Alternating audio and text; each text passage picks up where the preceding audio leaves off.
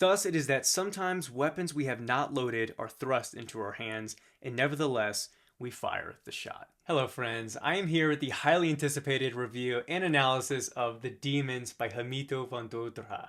And this sprawling 1600 plus page chronicle is a doozy. It is a wild book. There is so much material that we have to cover, so I don't want to waste anyone's time. I got the sleeves rolled up. We're just going to get right to it. Now, the first thing I want to say about this book is that it is symphonic in nature.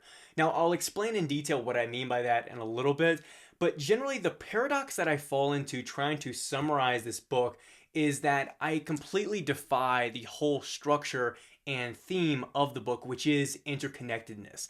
Now, the best way to describe this is the characters, the plots, the ideologies contained in this work are something like a rubber band ball, where there are so many rubber bands overlapping, mixed together, coagulated, and if I were to try and extract one band at a time and explain it to you, I'd be missing the forest for the trees, basically.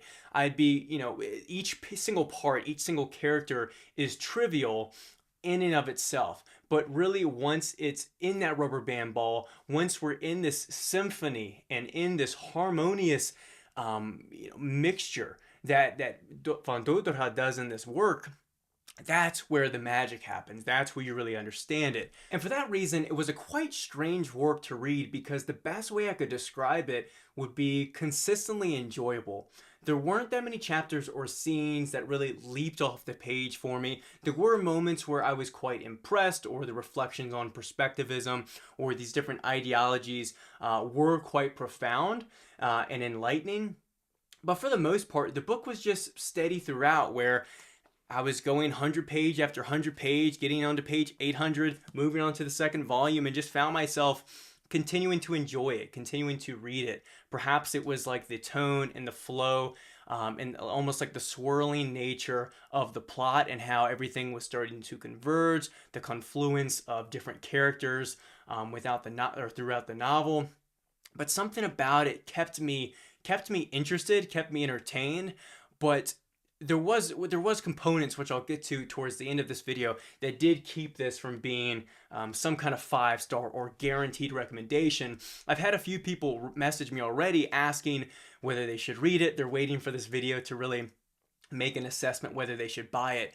And I mean, you'll need to watch this video throughout and really see if it works for you, because I think for the right person, it will thrill you. It will provide a kind of encapsulating experience because of the symphonic nature. Now, what do I mean by that? I think that E.M. Foster described it best as describing a novel as almost like an orchestra. And this novel worked just like that, because you have this expansive cast of diverse and vivid characters and this cacophony of voices and perspectives and events, and all of it works together to create this mellifluous sound. And if you isolate on any one instrument, if you try and pluck out a particular event and isolate in on it, you're missing the gestalt. This work really is, the whole is greater than the sum of its parts. And that's why I think the reading experience was so strange, because as you're taking it in, you're getting overwhelmed with this minutia, all these details, all these different characters, and sometimes they're converging and then diverging and overlapping with each other, and you're getting this rubber band ball as I described it. Everything is so entangled, and if you try to somehow untangle it all, it's just bland, it's insipid, it's a very plain, simple plot line. But that's not what the book's about. That's not the novel. It's the way that it's structured. It's how everything overlaps that creates this tempestuous, turbulent, and decadent Viennese society that makes it compelling, that makes it fascinating. That's what is relaying a lot of these themes we'll get to. So without further ado, those are my first impressions while I was reading it and after reading it. That's really the things that you need to keep in mind if you're trying to assess whether this book will work for you or whether it won't. But without further ado, let's get into the plot. Let me explain generally what's going on, and the structure, and then we'll get to the themes. Now, when it comes to the structure of this novel, it is a non-linear fragmented narrative. Now, you're primarily getting it told to you through this chronicle written by George von Gehrenhoff. He is writing it primarily through the periods of 1926 and 27, taking not only his personal accounts, but gathering different accounts and experiences and events told to him from other characters in society, in the crowd that he is with. But he takes a periodic break, or really multiple periodic breaks, and finishes the novel in the 1950s. So he's really telling this chronicle after the fact and trying to relay the details as accurate as possible. But it's non-linear and fragmented because it is quite a disordered account where, I mean, literally the first volume ends with a very brief mention of a fire at the Palace of Justice, and you don't return to that event until far later. So the narrator is breaking the fourth wall. He's speaking to you and acknowledging that he's telling this tale to the best of his abilities. It is a disoriented retelling of events where you are often getting bits and pieces of it, but then returning to it later with much more detail, or getting it from a different character's perspective, especially in that climactic scene towards the end, which I'll cover in a moment. You're getting the different accounts and revelations of each character all simultaneously happening at the same time. And the plot line is actually quite simple, and that's what I was kind of getting at, is if you focus too much on what's the plot of this book, or what actually happens, let's say, on paper, you're really missing what makes the novel work, why it's worth reading in the first place. The plot, the main overarching plot, in my opinion, is that you have this conniving, greedy financial counselor, Herr Liviel. And he has withheld and has been trying to kind of keep it under wraps, the inheritance from a wealthy landowner named Ruthmeyer, who's passed away in the war. And he has this massive inheritance, and it's supposed to go to this daughter born out of a clandestine relationship. Now, the daughter doesn't know who her real father is. The executor of the will is this greedy financial counselor. And so Gehrenhoff and other characters throughout the novel are kind of working together to slowly unravel this mystery, this truth, basically, this secret that's been kept under wraps for her entire life, basically 20 or so years. And then carry out the inheritance to the rightful inheritor, basically. So that's like the general plot that you're following and secret that you're uncovering throughout the novel. But there are so many side plots and side quests and character development and transformations going on, especially as it pertains to the title, The Demons, that we'll get to later. And that's where it really ties into the theme. But all of this within Viennese society, it's in the backdrop of a declining Viennese society. So if you think post-World War I, they've been occupied and kind of ravaged by different nations and battles. And there's this fomentation that is leading towards the Second World War. And there's this desire and consideration of communism, socialist values that are rising up in society and starting to arouse the populations. Not just in Austria, but in Hungary as well. That's mentioned in the story. And so there's just this ideological strife in the background of Vienna. And all of this leads to a climactic event, which is the fire and the burning of the Palace of Justice, a real historical event that von Doderer mixes into the story. And that's really like the climax, the zenith of this novel. So like I said, the plot overall, it's a fractured or fragmented nonlinear narrative.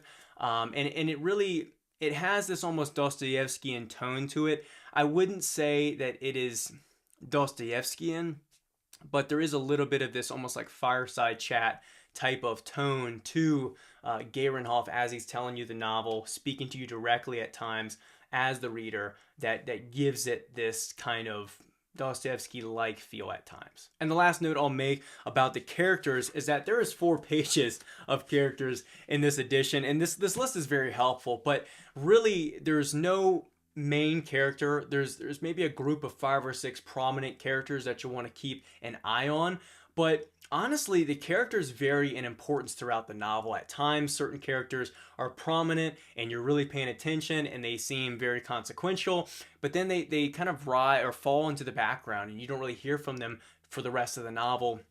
So there's a lot of characters that are set pieces, but they range from petty criminals to prostitutes to haughty young scholars to historians to the bourgeoisie, all kinds of different characters, which adds to the color and the environment and the character of Vienna and the Vienna that von Doderer is picturing and depicting in this novel. Moving on to the themes of the work, the most prominent foundational theme of this entire novel is the idea of universality or interconnectedness, how everything becomes entangled and overlapped, and how we are heavily influenced by the actions, the circumstance, and the environment of which we exist in, the social constructs that we are shaped by. And you get this immediately in the overture before the novel really gets flowing. Quote, "And yet, in fact, you need only draw a single thread at any point you choose out of the fabric of life, and the run will make a pathway across the whole, and down that wider pathway each of the other threads will become successively visible one by one. For the whole is contained in the smallest segment of anyone's life story. Indeed, we may even say that it is contained in every single moment. Start up your dredging machine and you take it all up, no matter whether ecstasy, despair, boredom, or triumph happens to fill the moving buckets on their endless chain of ticking seconds." And that's why I described the work earlier in this video as a symphony. I think that's the best description, is a symphony, an orchestra, and where all these different characters are coexisting and they seem to be existing on an island. But slowly but surely, the implications from every decision, every interaction, every gathering, every party, anything that happens in the story, the implications spiral out like a rhizome. And over time, those roots start to interject with each other and the story starts to overlap, and the implications, like I said, just start to grow and grow. And you see this in the beginning of the second volume with Dwight and Emma here on page 7. Quote, "But even here in smaller and thus far more patriarchally idyllic Vienna, the isolation remained tangible. The points they could touch upon the surface stayed far apart. The tracks they traversed between those points did not yet form a close network spreading over that surface, gradually dividing it up, eating into it, dissolving it until there arose that coherent felt of relationships to which all of us are bound and on which we exist parasitically to far greater an extent than we may realize." So even Emma and Dwight, who stay on the outskirts of the city and aren't Viennese themselves, find themselves pulled into, entrapped, and interwoven into Viennese society, into this oneness that is forming in all these relationships. And that's really the key factor of this book, and it's the theme that runs through all the other themes that we're going to discuss, whether it's fate, the ideologies, and first and second realities, is this idea of universality or interconnectedness. Because if you try to look at this novel in a panoptical and reductionist view, you're going to miss the forest for the trees. You're going to miss and not view things from the proper distance. And that's another big component of this, and that's repeated through different characters, through different situations, is this idea of perspectivism, and how each perspective can paint a different picture. And in order to seek actual truth, to seek knowledge, you need to view an object from the proper distance. Otherwise, you're missing things. Otherwise, you're getting a misinterpretation of a person. Otherwise, you're misunderstanding history overall because you're looking with a myopic view. You're too short-sighted, too narrowed in, too parochial, that you're missing, again, the sum, you're missing the whole, and you're stuck and fixated on these particular parts. And so later in the novel here, I love this part between Quap and Gehrenhoff as they're discussing things. Quote, "All of us are prisms with many facets. We have as many different existences as there are people who know us." So in society, whether it's you or me, people are viewing us through a particular perspective. Everyone knows us from maybe, someone knows you from work, someone knows you from the gym, from high school. They're viewing you through a particular lens, through their own experiences, through one angle. And that's not actually what you are. It's only one view of who you are or what you are. And it really kind of ties well to that old proverb about the blind men holding on to different parts of an elephant. And depending on who you ask, depending on which body part they're grabbing on, they're going to guess it's a particular animal. None of them are right, but if they use the knowledge of all these different perspectives, all these different angles, then you can get to some form of truth. And I think he hits on this really well. I love this quote. And it really, you could extract it out of the novel. But this is from, what is this, the first volume. I'm jumping back and forth here. But the first volume, quote, "It is so easy to play the judge. We condemn ties, condemn conditions in which we observe our fellow creatures caught up. We think that this or that could be altered for the better with 2 or 3 reasonable decisions and actions. All very easy from outside. The waker has no trouble rousing the sleeper, but the latter must face his nightmares alone, must suffer his own dreams." Man, that hits, doesn't it? It's kind of the idea, and you could think of this in any other situation, but you look at a beggar on the street and you think, oh, well, he made the choice to do drugs, or, he could, instead of giving, I give him $5, he's just going to go spend it on a pack of cigarettes or something like that. And that might be the case, but really, it's so easy to play the judge. It is so easy to condemn someone's decisions to stay with an abusive partner, to stick at a certain job, to go right when you think they should have easily gone left. It's so easy to play it from our perspective, from the outside. But unless we're in their head, in their situation, viewing things from all angles, you are really missing the point. You're making an improper judgment. And that exact point is how you have to view this entire novel. You cannot focus on a particular relationship between Renee and Greta. You cannot look at Mary Kay and Gehrenhoff, Frederica. You can't look at these specific characters and try and cast these judgments and describe or summarize the novel, because there's so much going on. There's so many different layers and perspectives you have to consider. And that's what makes this video and this review quite difficult, because it isn't a book that is so easy to kind of summarize and hand over to you. But with all my blabbering, it's put much more succinctly and precisely here on page 587 by Eir Altschul. Quote, "It almost seems that all capacity for judgment is based solely on taking the proper distance from a subject. Only at the proper distance will the necessary detailed knowledge be found. In fact, it would be subject to a kind of law of gravitation, would fall into place given the successful establishment of correct distance." Now let's discuss the demons, the ideologies, these parasitic beliefs that attach themselves to individuals or society as a whole, permeate throughout society, and lead to destruction. That's where a lot of people have been wondering and questioning how this novel relates to Biesi, or The Demons, by Fyodor Dostoevsky. Now, the first thing I want to say, because I've had a few direct messages about this, these novels are very distinctly different from each other. The only connection between the two, other than the title, is that there is this theme of pernicious ideologies that lead to cataclysmic effects in society that continue to contribute to a decline, this decadence, and lead to murder, to destruction, to just continued fomentation in society. And you saw that in The Demons with Dostoevsky, where you have this political divisiveness and this kind of underground movement or cult, the socialist cult, that is trying to wreak havoc upon the town in The Demons. In this novel, you do have socialism as one of those ideologies that exist within some of these characters and in the Viennese society. But really what this novel stands quite distinct from that, besides that one little bit. What von Doderer uses here as demons, and more broadly as ideologies, is something he calls first and second realities.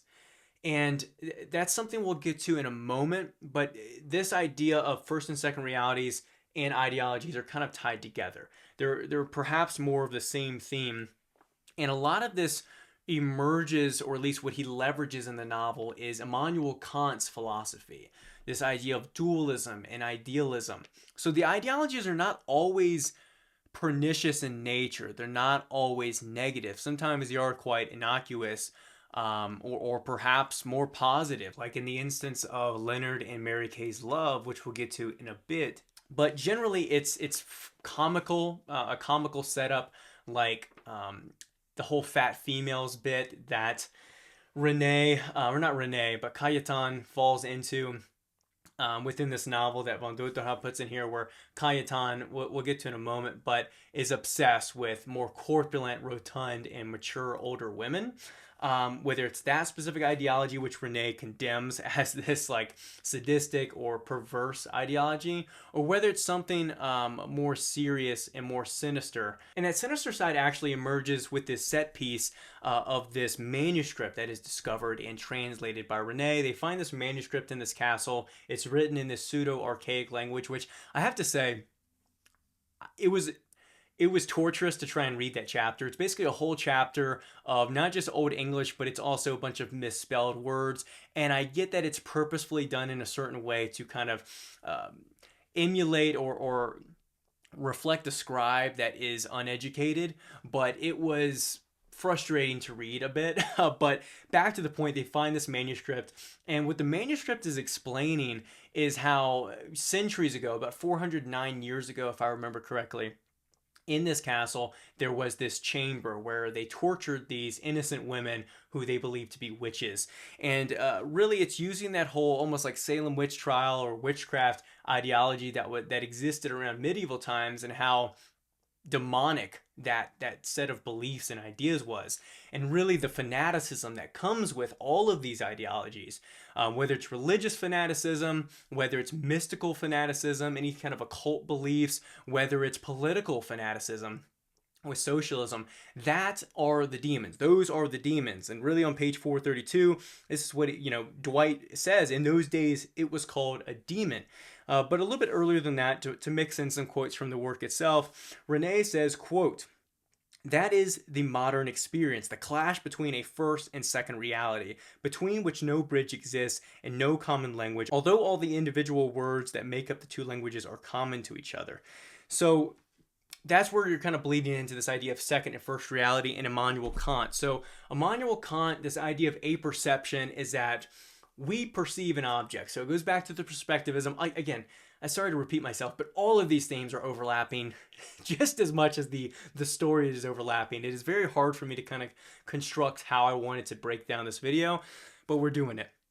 So the first and second realities, how Immanuel Kant views nature is that we view things through our own subjectivity, our own perspective, but we are viewing that through sensibility. So if I see a tree, I'm not seeing the tree in and of itself, is how it's described, in and of itself, or the tree's actual essence, but I'm viewing what is being relayed to me through sensibility. I'm seeing the brown of the bark. I'm seeing the green of the leaves. I'm seeing the height through my sensibility of my eyes. But there's some kind of bridge between me and the thing in itself. So there's this kind of separation between two different realities, two different perspectives, an objective reality where the object is there in and of itself, and then there's this impasse or this inability for me to access the thing in and of itself, because I'm stuck only perceiving, not actually experiencing, if that would make sense. I don't want to turn this into a whole philosophical digression, but you'd want to have a general idea of Kant's philosophy as you read this. Maybe, check some Spark Notes or pull up a video, because that'll help you understand this idea of idealism and first and second reality and how that connects to these ideologies or demons. Now, moving on to some more positive examples, let's start with Cayetan's obsession with fat females, which also, side note, I hope I'm pronouncing all these names right. I'm not super familiar with Austrian, German, Hungarian names. Doing my best here, but Cayetan, he has this growing obsession with fat females, is what he's called. That was actually going to be the original title of this novel, as described in this introduction, but he ended up going with the demons. I think it's maybe a better, more PC name these days, you'd say. But why is he obsessed with these more corpulent or buxom women? Well, quote, But the mature woman, the stout woman, who has already been wife and mother, and who is no longer instinctively driven toward these biologic commitments the way a girl is, and a little bit further down, since, as I say, the mature woman has long since passed out of that condition and has attained a firm foundation for her life, she can reach out and take up other enjoyments, even some highly dubious ones. If only for that reason, she gravitates toward our troubled youth. In fact, she becomes, or can easily become, the partisan and supporter of our youth. So he has this obsession with fat females. And really, this is a good example of how a lot of this kind of gets brought up earlier in the novel, where you have this group of women, mostly wives, that are gathering together at this specific cafe. And it really doesn't come up again at all later. You have a particular woman, Stewerman, I believe is the last name, Selma Stewerman, who is looking through these sweetheart ads in the newspaper trying to find a lover. And she feels overweight and about herself. And a lot of these women are weighing themselves and really keeping a track of their beauty and their stats and all of that. And Cayetan eventually hands over this like manuscript to Gehrenhoff, and it's like, here, include this in your chronicle that you're writing. It's like some massive, like very perverse sexual description of his dates with these different women and all of that. All that besides the point. He has this obsession. This is more of a goofier example, but this is an ideology. This is a belief. This is a fanaticism, this overzealous conviction he has towards this particular set of women. Another example that's a more positive one that I think still falls into this category of ideologies that persist and emerge out of this novel is Between the Love of Leonard and Mary Kay. Quote, rarely in our life-fearing age, which consistently sacrifices the present to the idol of a more and more dubious future, has a couple lived so entirely in the breathing and existing minute, in present happiness and unhappiness, without debasing and poisoning these by secret considerations of what has to come of it, where it would all lead, considerations which at bottom mean a constant betrayal of one's partner. Now, a bit of a long sentence there, but I think it really gets at the bottom of what love is as an essence. It is an emotion that is often irrational, and we let it guide us. We let it be our North Star at times, and that's belief, that's ideology, that's not fact, it's not always evidentiary, and yet we lead with that. And so I think a lot of relationships are foundationally this fanaticism, this love, this belief, right, in something greater in our partners and things like that. So I think that's a good example. And then the last really example that emerges is in that climactic event towards the end, the apotheosis of the novel, where you have a greater depiction, far more detailed and vivacious description of the fire of the Palace of Justice. Now, what causes this event? It's primarily these two. Well, it's what would you call him? A veteran who's lost an eye, so like an injured veteran, Smeritz, I think is his name, and his nephew, I believe it's his nephew, Pepe, and he's with him, and they go to this particular, it's like I think it's a bar or a tavern, and during certain protest, some shots were fired, and these two individuals died, and this kind of disconnected event leads to all this massive labor demonstration in the city. And the demonstration gets riotous, as almost, well, I wouldn't say all protests do, but protests often have the opportunity to get riotous because you have this hive mind, you have high energy and adrenaline and anger and fervor boiling in this cauldron, right? And these demonstrations get out of wild, they get out of hand. A few people end up dying throughout this whole scene. The burning of this Palace of Justice, this real event, happened for, I believe, the exact same reasons. And these people really aren't there for, like I mentioned, the actual cause that upset people, and they aren't there with any kind of formed idea. It almost becomes like this Kierkegaardian concept of the masses, and the mass is always abstract. The mass never really represents the individuals that make it up. It becomes this different thing. And because of that, it becomes chaotic, it becomes riotous, it becomes destructive. And the quote-unquote soot, or like these people that aren't even really workers, they aren't even part of the labor movement and the labor union, are involved in this. And so that gets explained in there. But I think to cap off this whole discussion on ideologies before we get to a bit more on the first and second realities is on page 75, right towards the end of the book. Quote, all roads of descent lead down, but never do people hate one another so passionately as when they choose different downward paths. Such downward paths may not even run together in the void in nihilism. For then something would be revealed for all to see which must be concealed, or at least the concealment of which seems to be the sole and ultimate goal of the struggle. So you'd imagine even when people are upset in society and they're spiraling downward and they're angry, that they would come to some conclusion that even in nihilism, they would be able to come to some sense of agreement amongst each other, some sort of compromise or some kind of congenial way. But what von Doderer puts in this sentence is that these ideologies just always lead downward. They always descend. They always go downward. They always lead to destruction. They always incite hatred. And it's almost like this aimless hatred and anger. So that's really what's going on throughout the novel. That's why it is demons and not angels. That's why these ideologies are so dangerous and pernicious because and insidious, because they always lead to catastrophe, basically. Now, a little bit more on the first and second reality concept, because I don't want to do it a disservice, because it is a reoccurring verbiage. It is terms that are used over and over through different characters and throughout the novel. But I also don't want to bore you, since we have hit on a lot of the key points to consider within this.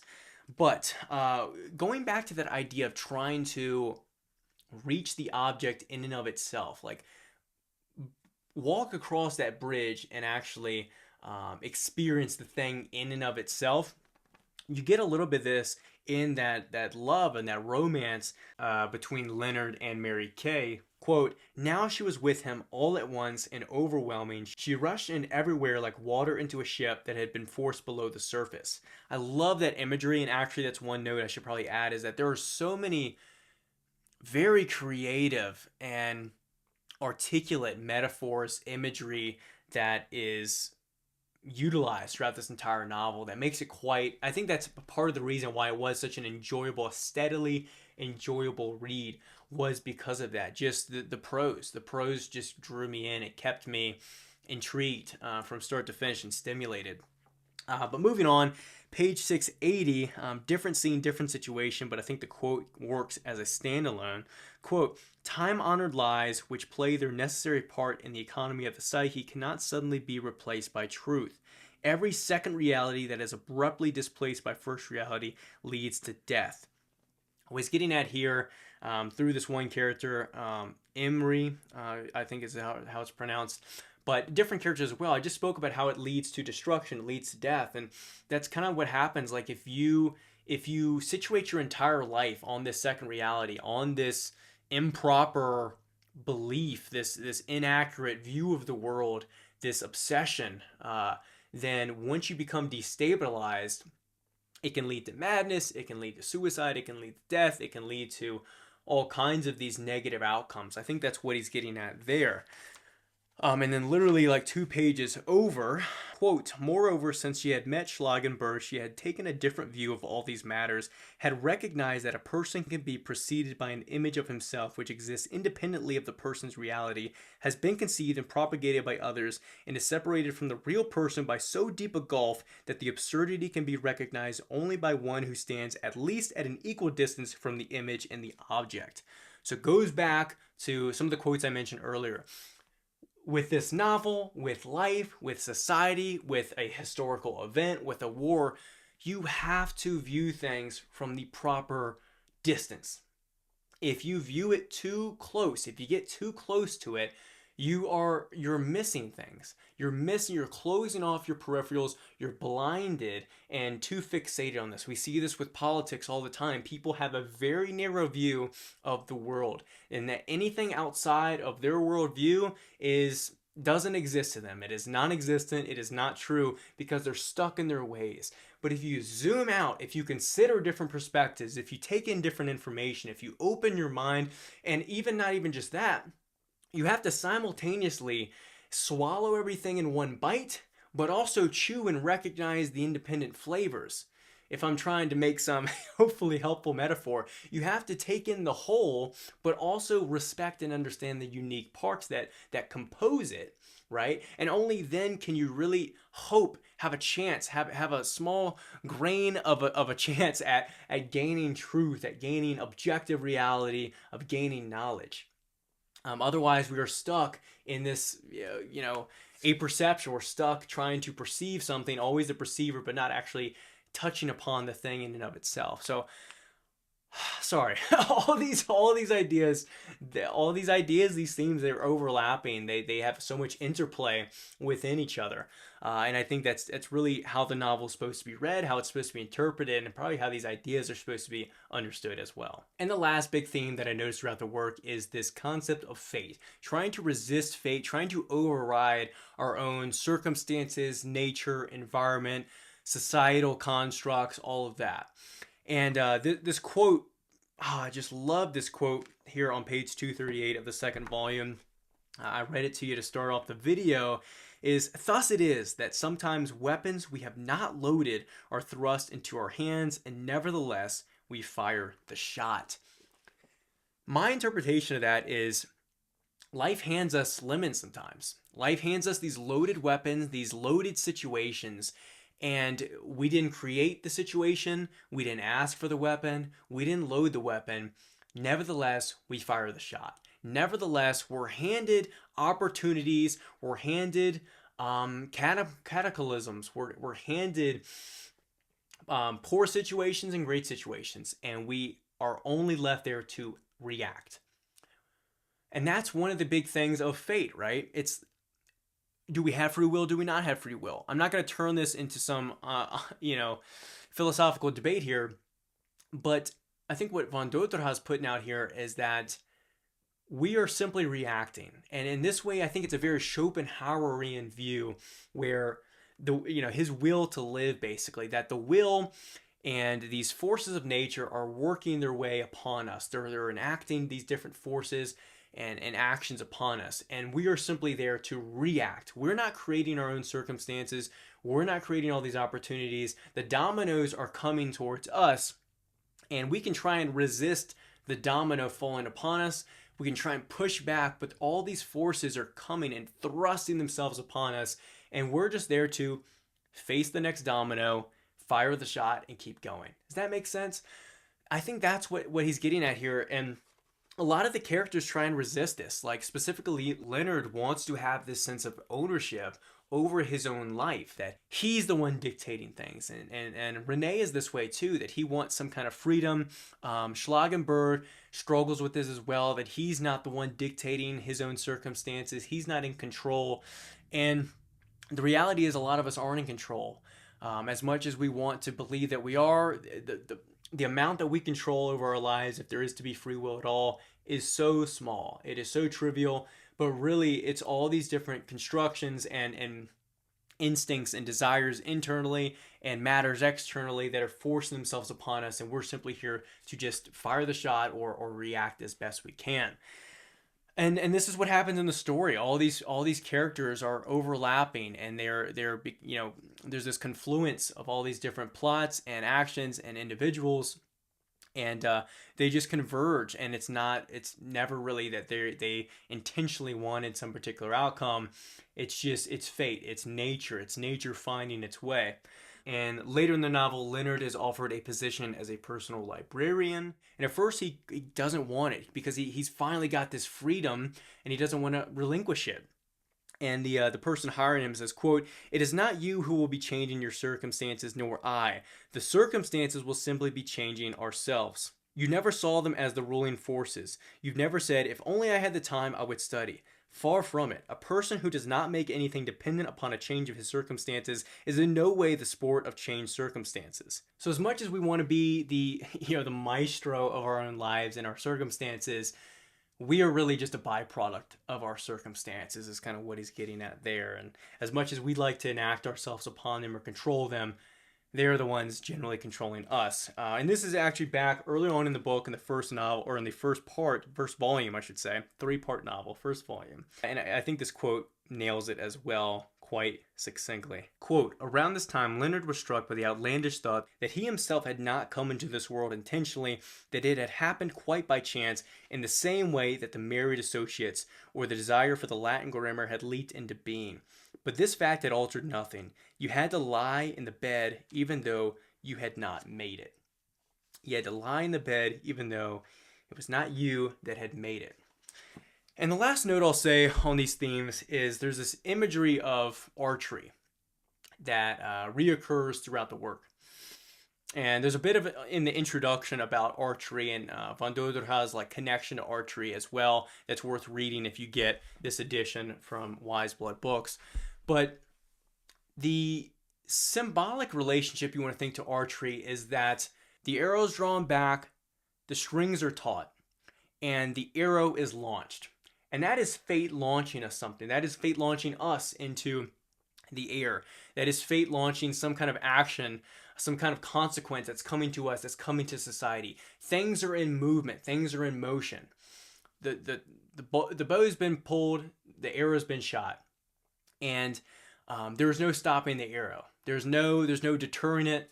There's nothing that we can do once the arrow is launched in the air. All we can do is wait for it to make its piercing strike upon its target. And I think that's really what you have to think about with this conception of fate, is that whether it's the unloaded weapon or the loaded weapons being handed to us, the shot is fired. And so that's the message and the imagery you have to think about throughout this work is archery and the bow being pulled back, the arrow being shot, and the inevitability of certain actions, that we think things could have gone one way. If things were slightly different, this would have happened differently. In reality, the arrow was already in the air. It was always going to strike and pierce the target that it was intended for. So with that said, final thoughts on the book, I would say is because of the gestalt of it, because of the whole feeling like it's something that can be both zoomed in and zoomed out of, something you have to kind of keep in mind as you're working through all the mundane components and all the individual interactions, but then zoom out and see the overarching view of it all. I found it very, very illuminating because it showed me how I can view life that way. How much of my life is fate and determined, how much I'm controlled by my own or circumstances outside of my own willing and the societal constructs. And some of this might seem obvious, but when you see how different people come and go in your life and start to overlap, and they know this person and that person had this concept, all these things, all this interplay, all this interwovenness, all this oneness, this universality of everything. I think you start to see it in your own life when you read this book, and for that reason, it was a very rewarding read. With that said, it's not going to work for everybody. With that said, the big con of this book is there's not that much explicitly consequential. There's not many scenes or interactions that are going to fill you with joy and excitement and spike your adrenaline. It is a slow drip. It's a slow drip. The ending is kind of meh. The ending's kind of meh. It's kind of it's not overly elaborative. And I would say for how long it is, it's a slow burn. It's a slow burn with not much heat always coming off of it.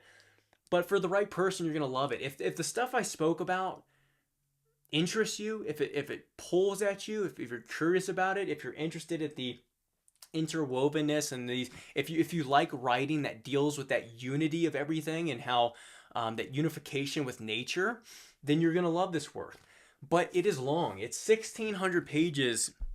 And it's long. It's a chore to read. Well, I wouldn't say it's a chore to read. It requires work. It's you have to push through some drudgery at times, but it's enjoyable. It's enjoyable nonetheless, at least in my opinion. And so for that reason, I would recommend it to the right person. But it's hard to pinpoint exactly who that person is. But with all that said, thank you for sticking around if you watched this entire video. I had to get everything out, and even with getting everything out, there's a lot I didn't get into. I mean, as you would imagine, in a 1,600 page book, there's a lot to get into. And honestly, as I was critiquing the length of it, I don't think you can get the same value out of it if it's too much shorter. So I'm not really critiquing the length. It's just the length is going to be a drawback for some people. But I really did enjoy it. Thank you again very much to Wise Blood Books for sending this for review.